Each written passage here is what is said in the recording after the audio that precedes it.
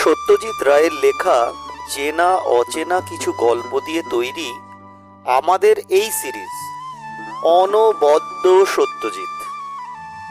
এই গল্পগুলো শুনে আপনাদের কেমন লাগলো প্লিজ কমেন্ট বক্সে গিয়ে কমেন্ট করে দেবেন। ভালো মন্দ যা যা লেগেছে প্লিজ প্লিজ প্লিজ জানাবেন। আপনাদের প্রতিটা লাইক ও কমেন্ট আমাদের কাছে ভীষণ ভীষণ ভীষণ গুরুত্বপূর্ণ। আমাদের দেখুন অতি সামান্য সেটআপ ও প্রায় না জানা এই প্রয়াসে ভুলভ্রান্তি তো থাকবেই না, অনেক থাকবে, তাই সেগুলো নিজ গুণে ক্ষমা করে দেবেন প্লিজ। আমরা চেষ্টা করব আরো আরো আরো ভালোভাবে অডিও স্টোরি টেলিংকে আকর্ষণীয় করে আপনাদের কাছে উপস্থাপন করার। তাই প্লিজ প্লিজ প্লিজ সাথে থাকবেন, পাশে থেকে আমাদের এই প্রয়াসকে আরো এগিয়ে নিয়ে যেতে সাহায্য করবেন। সকলকে অসংখ্য ধন্যবাদ।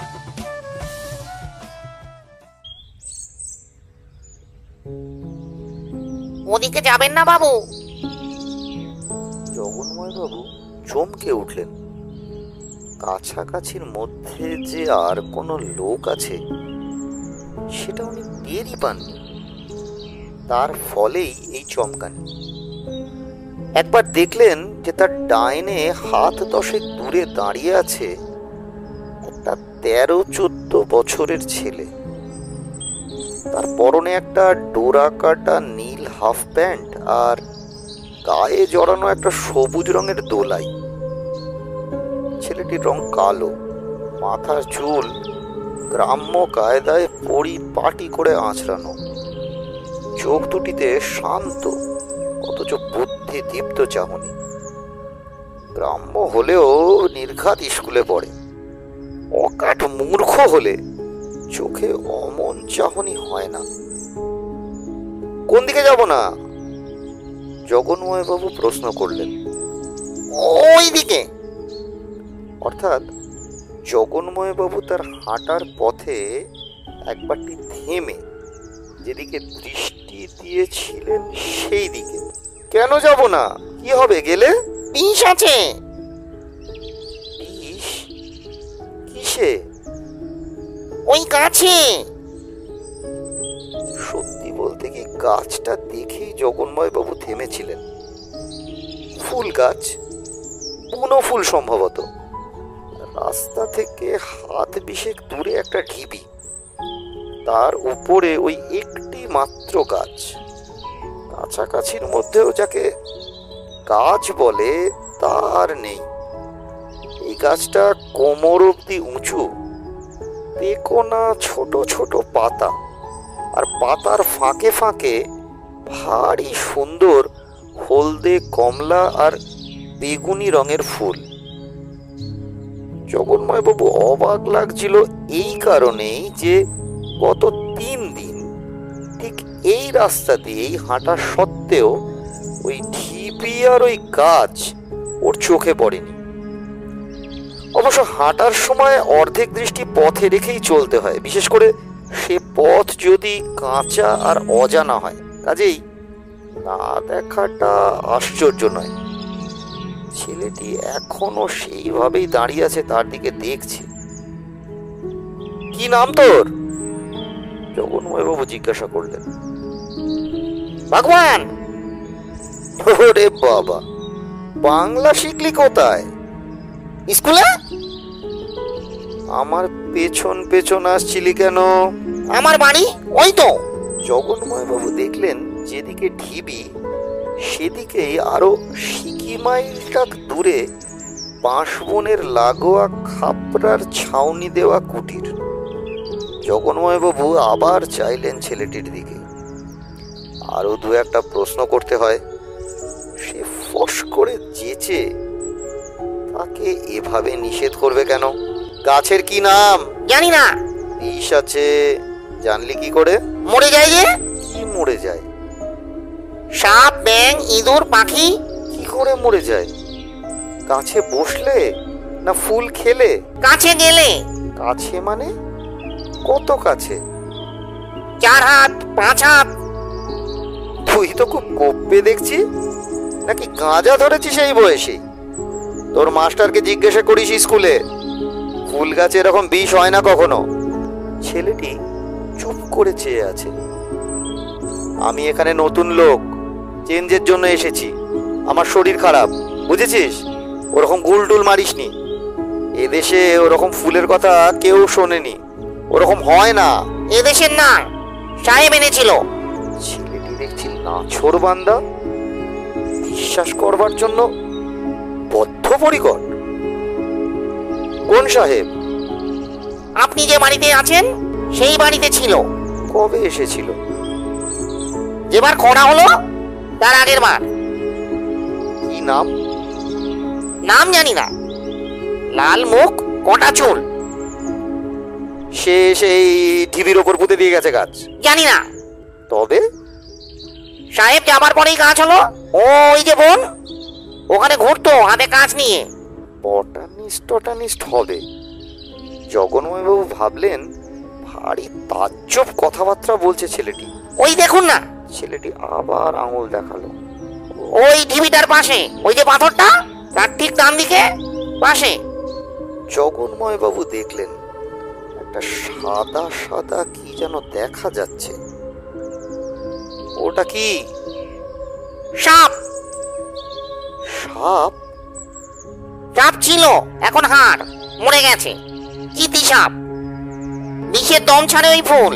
জগন্ময়বাবু বাইনোকুলারটা চোখে লাগালেন। হ্যাঁ, সাপই বটে, সাপের কঙ্কাল। ফুলটাও দেখলেন দূরবীনের ভেতর দিয়ে। যত সরল মনে হয়েছিল তত নয়, কোনো রংটাই সরল নয়। হলদের মধ্যে বেগুনির ছিটে, বেগুনির মধ্যে হলুদ, অরেঞ্জের মধ্যে সাদা আর কালো। যন্ত্রটা চোখে লাগিয়ে আরও একটা মরা জিনিস দেখতে পেলেন জগন্ময়বাবু। এটাও সরীসৃপ, তবে এটার পা আছে চারটে, গিরগিটি বা বহুরূপী জাতীয় কিছু। এটা গত 2-1 দিনের মধ্যে মরেছে।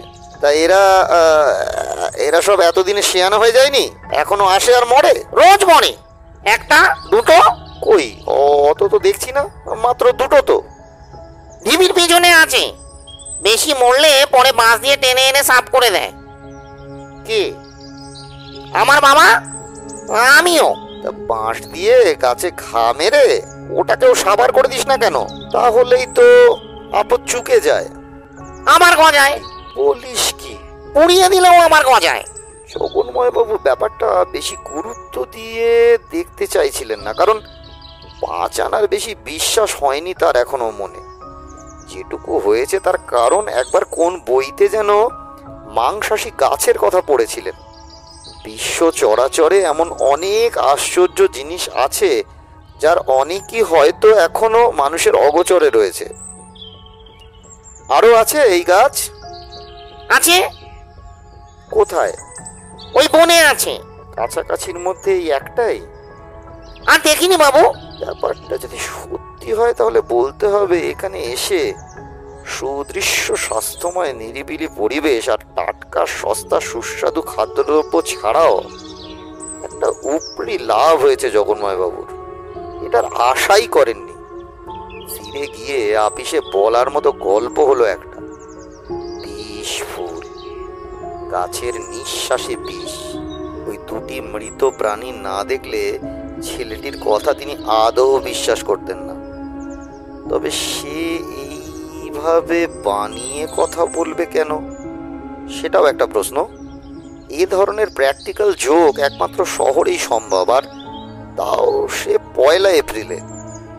গাঁয়ে দেশে যে এ জিনিস হয় না, সেটা চিরকাল শহরে বাস করেও বেশ বুঝতে পারলেন জগন্ময়বাবু। আর এটাও বুঝলেন যে তার এই 42 বছরের জীবনে আজ অবধি একটি স্মরণীয় দিন। বিষ ফুলের কথা আজ তিনি প্রথম শুনলেন। অথচ মজা এই যে কাঠ ঝুমড়িতে আসার কথাই ছিল না তার। গিয়েছিলেন ডালটনগঞ্জ, তার বোনের বাড়িতে 3-15 ছুটি কাটিয়ে আসবেন বলে। গত বছর থেকেই একটা হাঁপের কষ্ট অনুভব করতে শুরু করেছিলেন জগন্ময়বাবু। ডাক্তার, শুধু ডাক্তার কেন, চেনা জনশোনা সকলেই বলেছেন ড্রাই ক্লাইমেটে কটা দিন কাটিয়ে আসার কথা। বিয়ে তো করনি, এত টাকা কার জন্য পুষছো? একটু খরচ টরচ করো, আমাদের পেছনে না করবে অন্তত নিজের পেছনেই করো। এই এত টাকার ব্যাপারটা জগন্ময়বাবুর মোটামুটি নিস্তরঙ্গ জীবনে একটা ঝঞ্ঝাক্ষুব্ধ মহাসামুদ্রিক ঢেউয়ের মতো। 3 দিন রেসের মাঠে যাবার পর চতুর্থ দিনই জ্যাকপট পেয়ে যান ভদ্রলোক। এক ধাক্কায় 64,000 টাকা, অথচ ঘোড়া নিয়ে কোনো দিনই মাথা ঘামাননি, রেসের বইয়ের পাতা খুলে দেখেননি। যাওয়া কেবল এক বন্ধুর পাল্লায় পড়ে এবং কিছুটা কৌতূহল বশত। ডাক্তার নন্দী বলেন হাঁপানির টানটা ওই টাকা পাওয়ার পর থেকে। তা হতে পারে। জগন্ময়বাবু নিজে লক্ষ্য করেছেন যে এই আকস্মিক ভাগ্য পরিবর্তনের ফলে তার মধ্যে কিছু চারিত্রিক পরিবর্তনও দেখা গিয়েছে। যেমন তিনি সাধারণ অবস্থায় অনেক বেশি হাতখোলা ছিলেন, এখন হিসেবি হয়ে পড়েছেন। গাড়ি কেনার সামর্থ্য হয়েছিল, কিনেও কেনেননি। বন্ধুদের ভোজ দেবেন বলে শেষ পর্যন্ত সন্দেশের ওপর সেরেছেন। আদরের ভাইপো তিলুর জন্মদিনের জন্য 44 টাকা দামের রেলগাড়িটা দর করে পয়সা বের করার সময় মত বদলে 27 টাকারটা কিনেছেন। শুকনো ক্লাইমেটে 3-15 কাটিয়ে আসার পরিকল্পনাটা যখন মাথায় এলো, তখন বন্ধুরা অনেকেই অমুক জায়গার অমুক হোটেল তমুক টুরিস্ট লজের কথা বলেছিল। সে সবই জগন্ময়বাবুর সামর্থ্যের মধ্যেই ছিল, কিন্তু শেষ মুহূর্তে তিনি খরচ বাঁচিয়ে ডালটনগঞ্জে বোনের কাছে যাওয়াই স্থির করলেন। সেখানেই থাকতেন পুরো ছুটিটা, কিন্তু 2 ভাগ্নের একসঙ্গে চিকেন পক্স হয়ে যাওয়ায় ভগ্নিপতি নিজেই বললেন, একবার কাঠচুমড়িতে মুর সাহেবের বাংলোটার খোঁজ করে দেখুন না। বিলিতি টাইপের বাংলো, খাওয়া দাওয়াও সস্তা আর ভালো, চেঞ্জও হবে, বিশ্রামও হবে। অবশ্যই সাহেব আর নেই, মাস 4 হলো মারা গেছেন, তবে গিন্নি আছেন, এখানেই থাকেন। ওরা ভাড়া দেন ওদের বাংলো, এটা আমি জানি। বুড়ি মিসেস মুর কোনো আপত্তি তোলেননি, তবু বলেছিলেন, এ দিকটা তো আমার স্বামী দেখতেন, ওর কয়েকজন বাঁধা খদ্দের ছিল, তবে তাদের তো কোনো চিঠি বা টেলিগ্রাম দেখছি না। তোমায় দিতে আপত্তি নেই, তবে 15 দিনের বেশি তোমাকে থাকতে দিতে পারবো না। Very sorry. তার প্রয়োজনও হবে না। 3 দিন ডালটনগঞ্জে থেকে সবে 3 দিন হলো গত শুক্রবার জগন্ময়বাবু মুর সাহেবের বাংলোতে এসে উঠেছেন। আর এসেই বুঝেছেন যে তার মতো মানুষের পক্ষে ছুটি কাটানোর আর এর চেয়ে ভালো জায়গা হয় না। প্রথমত ক্লাইমেট, এসে অবধি একদিনও নিঃশ্বাসের কষ্ট হয়নি। দ্বিতীয়ত কলকাতার মানুষ জগন্ময় বারিক কল্পনাই করতে পারেননি যে tram, bus, lorry, taxi, radio, telephone, television, cinema, মানুষের কোলাহল ইত্যাদি বাদ হয়ে গেলে কি আশ্চর্য টনিকের কাজ করে। এখন বুঝতে পারছেন যে কলকাতার মানুষ সব সময়ই কোণঠাসা। সত্যি করে হাত পা ছড়ানো যে কাকে বলে সেটা তিনি বুঝেছেন কাঠঝুমড়িতে এসে। মুর সাহেবের বাংলো প্রথম দর্শনেই জগন্ময়বাবুর মনটা ভালো হয়ে গিয়েছিল। দূরে পিছনে পাহাড়ের লাইন, তারপর এগিয়ে এলে সামনে প্রথমে বন, বনের পর অসমতল প্রান্তর, তার এখানে ওখানে ছড়ানো ছোট বড় টিলা, আর আরো এগিয়ে এলে লম্বা লম্বা গাছ, পিছনে নিয়ে দাঁড়িয়ে আছে চিমনি আর টালির ছাদওয়ালা বিলিতি পোস্টকার্ডের ছবির মতো মুর সাহেবের বাংলো। সেই বাংলোর বারান্দা পেরিয়ে ভেতরে ঢুকে ঘরগুলোর ছিমছাম চেহারা, আসবাবের পারিপাট্য, জানালা ও দরজায় পর্দার নকশা ইত্যাদি দেখে জগন্ময়বাবুর বিশ্বাস হলো যে রেসের মাঠে জ্যাকপট পাওয়ার চেয়ে ছুটি ভোগের জন্য এমন বাংলো পাওয়া কিচ্ছু কম ভাগ্যের কথা নয়। এখানে এসেই জগন্ময়বাবু তার দিনের রুটিন ঠিক করে নিয়েছিলেন। সকালে ঘুম থেকে উঠে চা খেয়ে হাঁটতে বেরোন, ফিরে এসে ব্রেকফাস্ট, তারপর বাংলোর বারান্দায় বা সামনের কম্পাউন্ডে বসে ম্যাগাজিন পাঠ। খান 25 রিডার্স ডাইজেস্ট নিয়ে এসেছিলেন তিনি বোনের বাড়ি থেকে। তারপর স্নান খাওয়া সেরে দিবানিদ্রা। বিকেলে চায়ের পর আবার পদব্রজে ভ্রমণ। রাত্রে 8:30টার মধ্যে খাওয়া শেষ করে ঘুম। আজ সকালে বেরিয়ে ফিরে এসে চৌকিদার বনওয়ারিকে তিনি জিজ্ঞাসা করলেন বিষ ফুলের কথা। অবশ্য প্রথমেই ফুলের কথাটা না জিজ্ঞাসা করে সেদিকে অগ্রসর হওয়ার একটা রাস্তা তৈরি করে নিলেন। ভগবান বলে কোনো ছেলেকে চেনো? হ্যাঁ বাবু, ভিখুয়া का लड़का। ভিখুয়াকে? চৌকিদার বলল, ভিখুয়া কাঠের মজুরি করে। চৌধুরী বাবুদের কাঠের গোলা আছে এই কাঠঝুমড়িতেই, সেখানে কাজ করে। ভগবানের বাড়ির দিকে রাস্তার ধারে একরকম ফুলের গাছ আছে, সে গাছ নাকি বাতাসে বিষ ছড়ায়, জানো? हाँ बाबू, কথাটা সত্যি? मर जाता है सांप चूहा बिच्छू छू। ভগবান রুটি আর ডিমের অমলেট রেখে টি পট আনতে গেল। এখানে এক সাহেব এসেছিল বছর 3 আগে। বনওয়ারি ফিরে এলে পর জিজ্ঞাসা করলেন জগন্ময় বাবু। বনওয়ারি বলল, সাহেব অনেক এসে থেকেছে এখানে। এককালে মুর সাহেব গিন্নিকে নিয়ে নিজেই আসতেন প্রতি শীতকালে। 3 বছর আগে কোনো সাহেব এসেছিল কিনা তা বনওয়ারির মনে নেই। জগন্ময় বাবু ঠিক করলেন বিকালে একবার বাজারের দিকে যাবেন। বাজার পান্নাহাটে, এখান থেকে মাইল 2, রেল স্টেশনও সেখানে। এখানে আসতে হলে স্টেশন থেকে সাইকেল রিক্সা নিতে হয়। পান্নাহাট থেকে ট্রেন ধরে সোজা ডালটানগাছ যাওয়া যায়। প্রথম দিন এসেই জগন্ময়বাবু একবার বাজারের দিকে গিয়েছিলেন। দুজন বাঙালির সঙ্গে আলাপও হয়েছে, পোস্টমাস্টার নুটবিহারী মজুমদার আর পবিত্রবাবু বলে এক ভদ্রলোক, যিনি রয়্যাল হোটেলে উঠেছেন। মিঠে পানের খোঁজ করতে গিয়ে ভদ্রলোকের সঙ্গে আলাপ। বললেন আগেও নাকি এসেছেন কাঠঝুমড়িতে, মেডিকেল রিপ্রেজেন্টেটিভের কাজ করেন। রয়্যাল হোটেল নাকি নামেই হোটেল, বলতে পারেন 30টা সরাইখানা। বেশ রসিক লোক মনে হলো। বয়স 30-35-এর বেশি না। আপনি কোথায় উঠেছেন? কাঠঝুমড়িতে তো থাকবারই জায়গা নেই। চৌধুরী কোম্পানির কারোর সঙ্গে চেনা আছে বুঝি?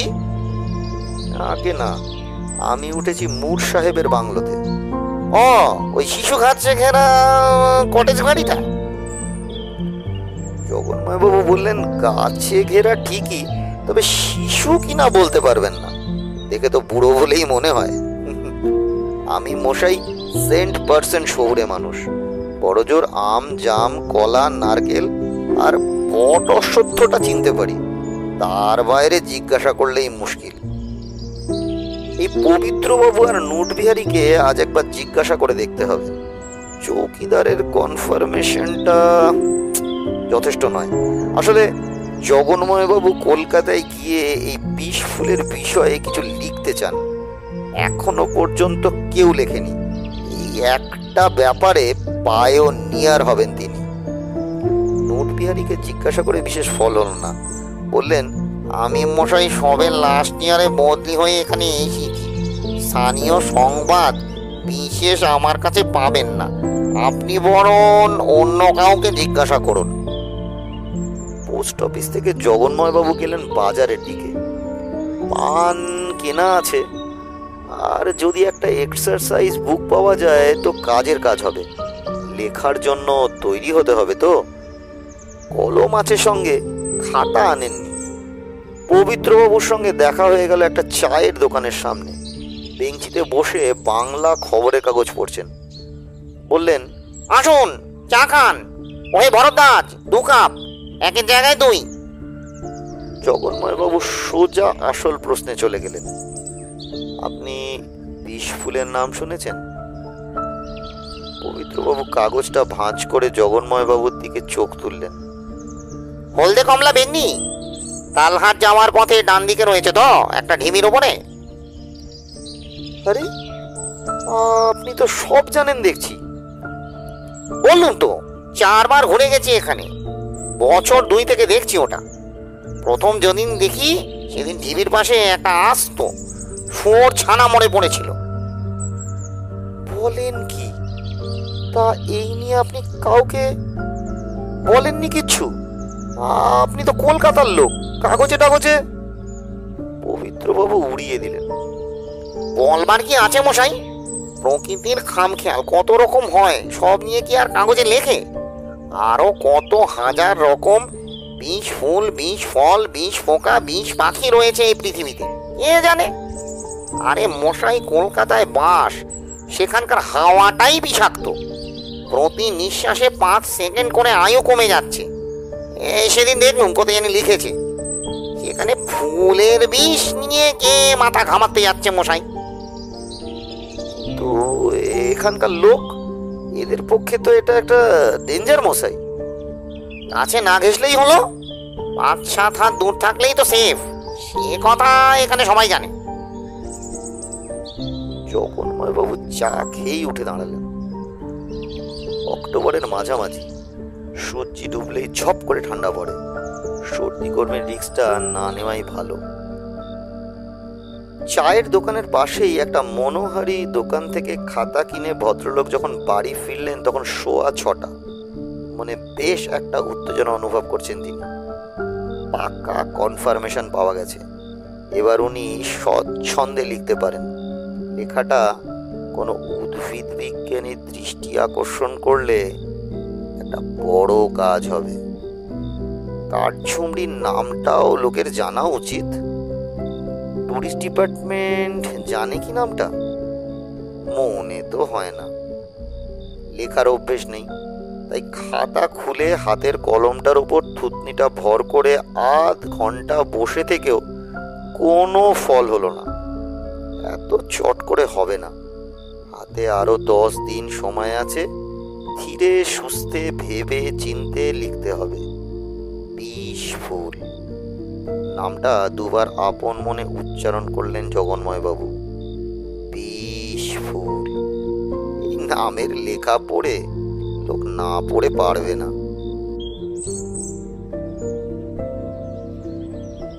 আজ আর বাইনোকুলারের দরকার হলো না। সকাল 7টার সময় ঢিবিটার কাছে পৌঁছে রাস্তা থেকে খালি চোখেই জগন্ময়বাবু যে মৃত প্রাণীটা দেখতে পেলেন সেটা হলো একটা খরগোশ। মরা সাপের কঙ্কাল আর মরা গিরগিটি এখনো রয়েছে। মৃতের সংখ্যা আরো বাড়লে হয়তো জায়গাটা পরিষ্কার করবে এসে ভগবান বা ভগবানের বাপ। জগন্ময়বাবু হিসাব করতে চেষ্টা করলেন গাছটা কত দূর হবে রাস্তা থেকে। 20 হাত, 25 হাত।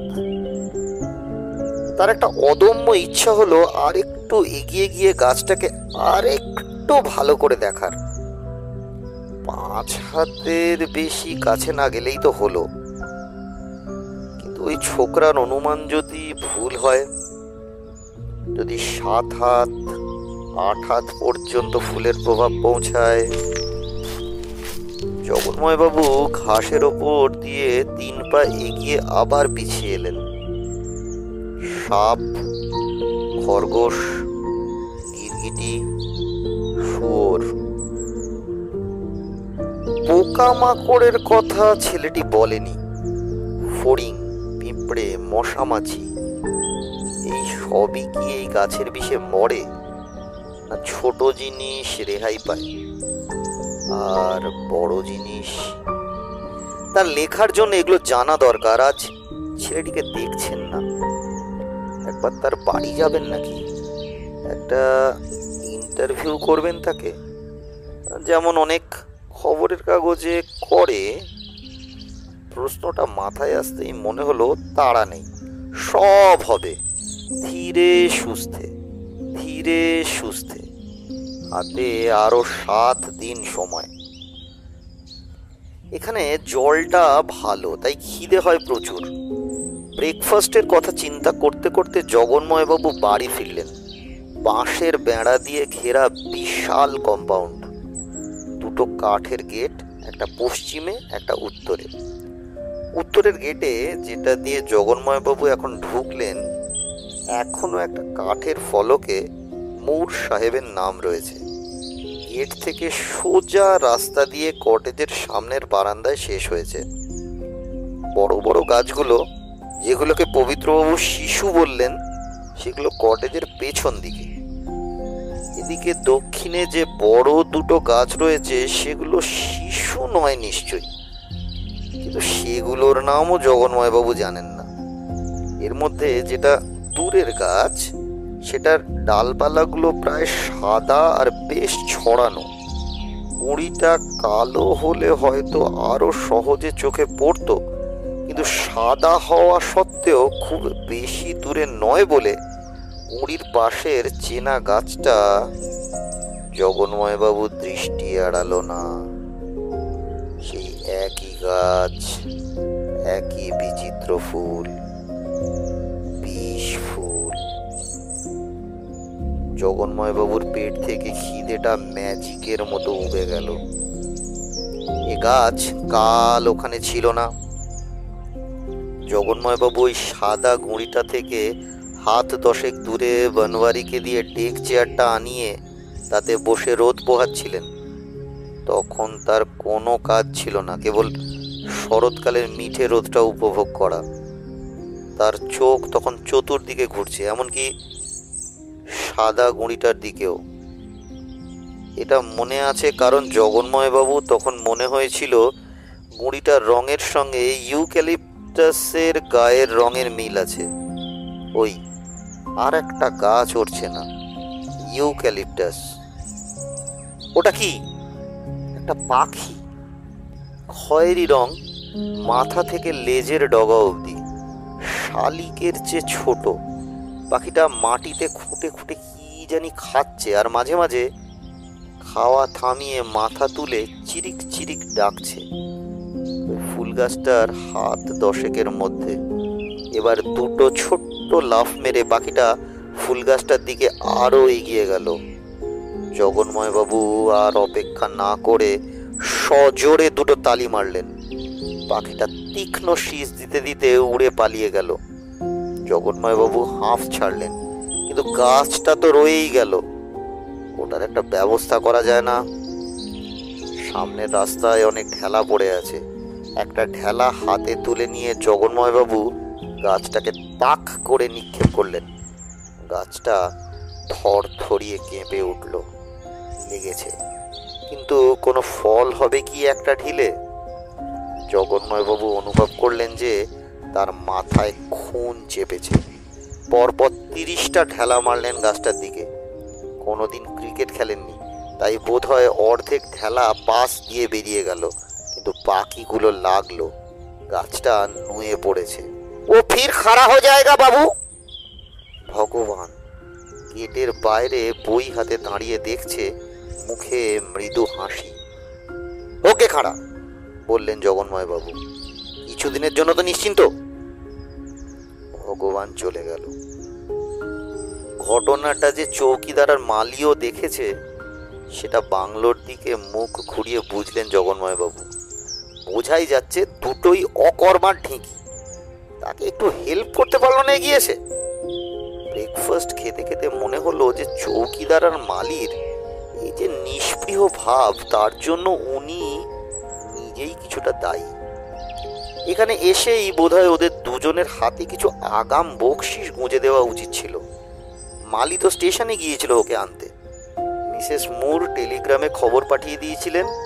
কুলির বদলে উনি মালির পিঠেই মাল চাপিয়েছিলেন। একটা সুটকেস, একটা বেডিং, একটা বড় কল লাগানো ফ্লাস্ক। নিজের হাতে নিয়েছিলেন কেবল ছাতা আর বোনের দেওয়া 1 হাঁড়ি মিষ্টি। বাংলোয় পৌঁছে উনি মালির জন্য 2 টাকা বের করেও আবার পকেটে রেখে দিয়েছিলেন। ভেবেছিলেন যাবার দিন পুষিয়ে দেবো। আগে তো দেখি না বেটারা কিরকম কাজ করে। কাজও বেশি ভালোই করছে দুজনে, কিন্তু কাজের বাইরে আগ বাড়িয়ে এসে দুটো কথা বলা, কি চাই না চাই, কোনো অসুবিধে হচ্ছে কি না এসব জিজ্ঞাসা করা, এটা দুজনের একজনও করেনি।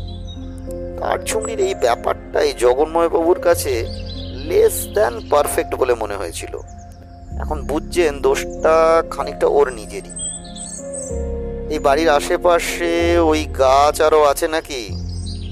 চায়ে চিনি নাড়তে নাড়তে চৌকিদারকে প্রশ্ন করলেন জগন্ময়বাবু।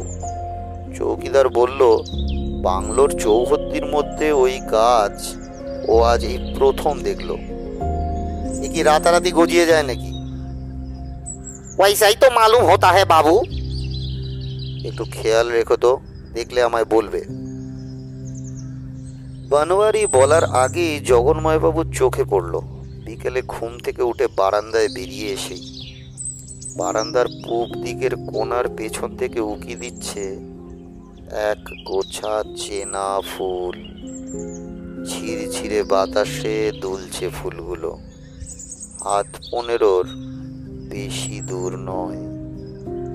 জগন্ময়বাবু বুঝতে পারলেন তার পা দুটো কেমন যেন অবশ হয়ে আসছে। কোনো মতে এক পাশে পা সরে গিয়ে ধপ করে বেতের চেয়ারের ওপর বসে পড়লেন। একবার মালি বলে ডাকতে চেষ্টা করলেন, কিন্তু তার গলা দিয়ে আওয়াজই বেরোল না। গলা শুকিয়ে গেছে, মাথা ঝিমঝিম করছে, হাত পা ঠান্ডা। হাওয়াটা পূব দিক থেকেই আসছে, গাছের দিক থেকেই।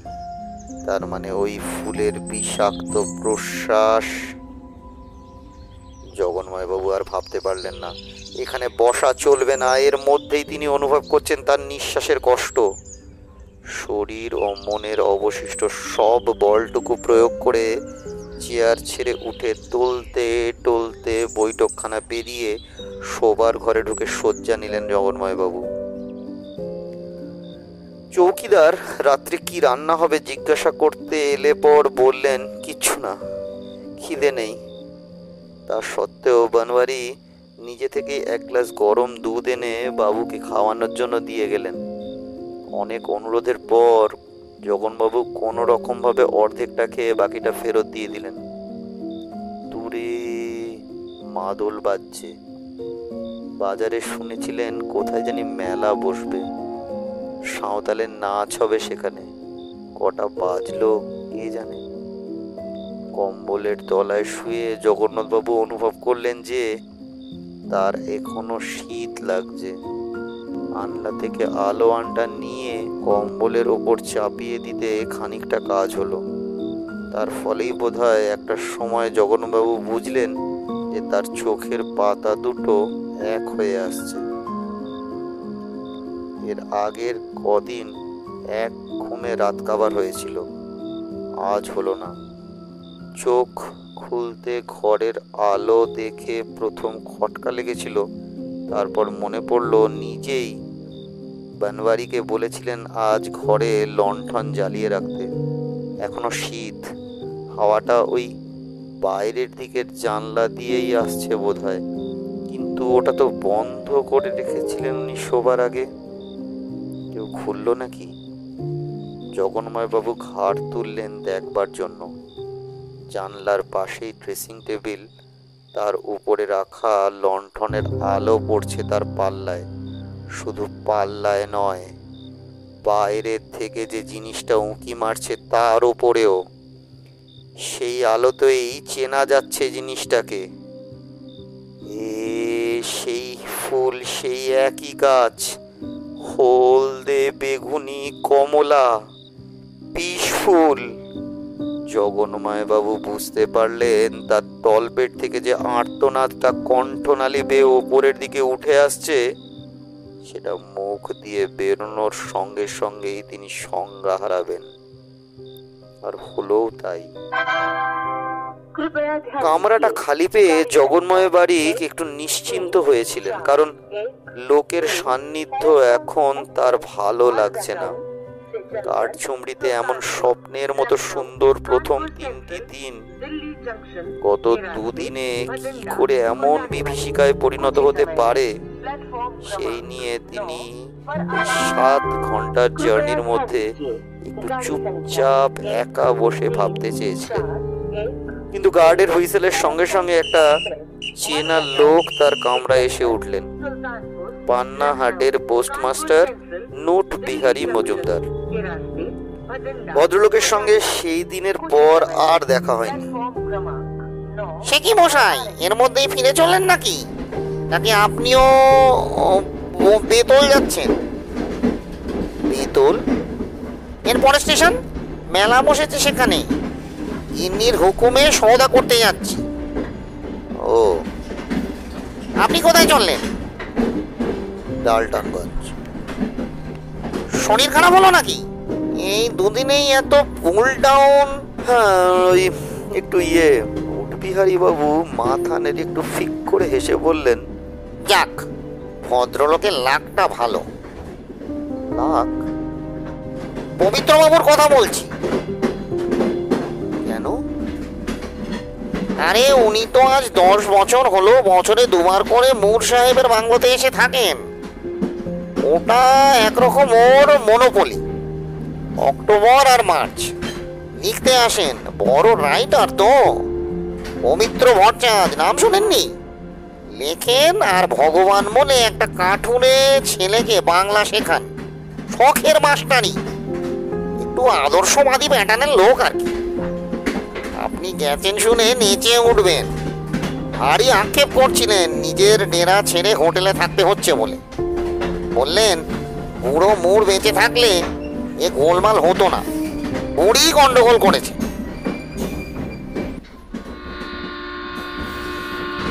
বেতুল স্টেশনে নোটবিহারী নেমে যাওয়ার পর গাড়িটা ছাড়বার ঠিক মুখে জগন্ময়বাবু দেখলেন প্ল্যাটফর্মের ধারে লোহার রেলিং এর পেছনে ফুলের ঝাড়টা।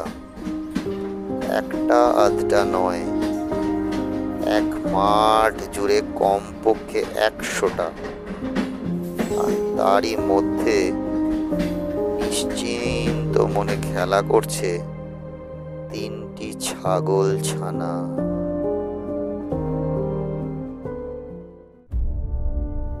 নমস্কার, আমি সৃঞ্জয়। এতক্ষণ আপনারা শুনছিলেন সত্যজিৎ রায়ের কলমে 20 ফুল।